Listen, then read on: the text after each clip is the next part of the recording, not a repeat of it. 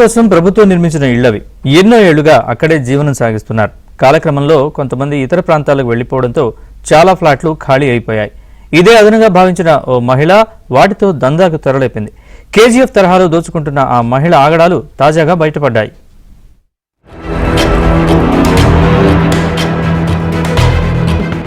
ఇది Vijayawada new రాజరాజేశ్వరిపేటలోని JNNURM అపార్ట్మెంట్లు. ఎన్నో ఏళ్ల క్రితం ఈ నిర్మాణాలు జరిగాయి. కాలక్రమేణా ఈ ప్రాంతం అసాంఘిక కార్యకలాపాలకు అడ్డగా మారింది. నివాసాలుండేవారు తగ్గిపోవడంతో మహిళలే కాదు మగవారు సైతం ఈ కాలనీ వైపు రావాలంటే భయపడతారు. సినిమాల ప్రభావంతో కేజీఎఫ్ అపార్ట్మెంట్గా పిలవడం ప్రారంభించారు. అలాంటి ఈ ప్రాంతంలో ఓ లేడీ డాన్ తిష్ట వేసుకుని కూర్చుంది. మరికొన్ని ఇళ్లను పేదలకు అద్దెలకిచ్చి నెలవారీ వసూలు చేస్తోంది. ఇంత జరుగుతున్నా సంబంధిత అధికారులు పట్టించుకునే దాఖలా లేవు. ఇటీవల కూటమి ప్రభుత్వం చేపట్టిన సుపరిపాలనలో తొలి అడుగు కార్యక్రమం ద్వారా స్థానిక ఎమ్మెల్యే బోండా ఉమ్మతో పాటు టీడీపీ నేతలు, కార్యకర్తలు, అధికారులు ఇక్కడ పర్యటించారు. దీంతో బాధితులు తాము కట్టిన డబ్బుల విషయం చెప్పడంతో వారంతా ఆశ్చర్యపోయారు. ప్రభుత్వం కట్టిన ఇళ్లను ఓ మహిళ అధీనంలోకి తీసుకుని శాసించడం ఏమిటని ఆరా తీశారు. 2011లో అప్పటి ప్రభుత్వం నగరంలోని పేదలు, కాల్వగట్లపై ఉంటున్న వారి కోసం న్యూ RRపేటలో ఇళ్లు నిర్మించి తలపెట్టి 2017లో నిర్మాణం పూర్తి చేసింది.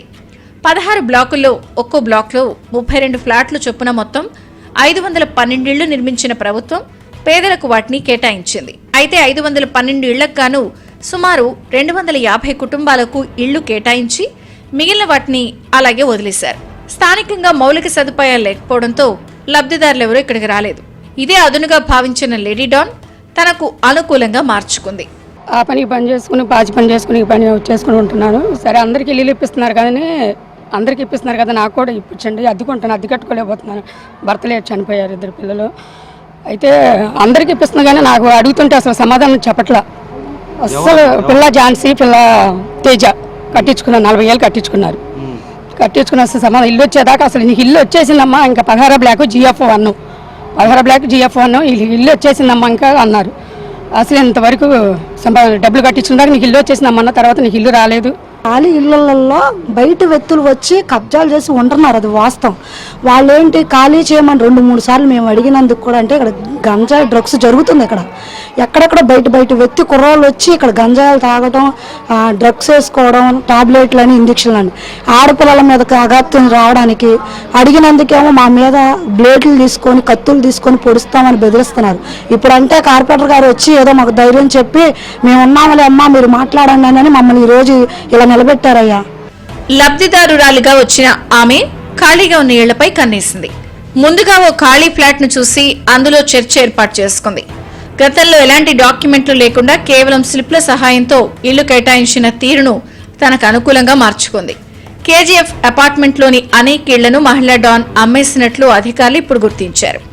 నకిలీ స్లిప్లు తయారు చేయించి సుమారు 25 నుంచి 35 వరకు ఇళ్లు అమ్మినట్టు తెలుస్తోంది. అలా సుమారు 20 మంది నుంచి ఒక్కొక్కరి వద్ద 1,00,000 నుంచి 2 లక్షల వరకు సొమ్ము చేసుకున్నట్లు అక్కడి వారు చెబుతున్నారు.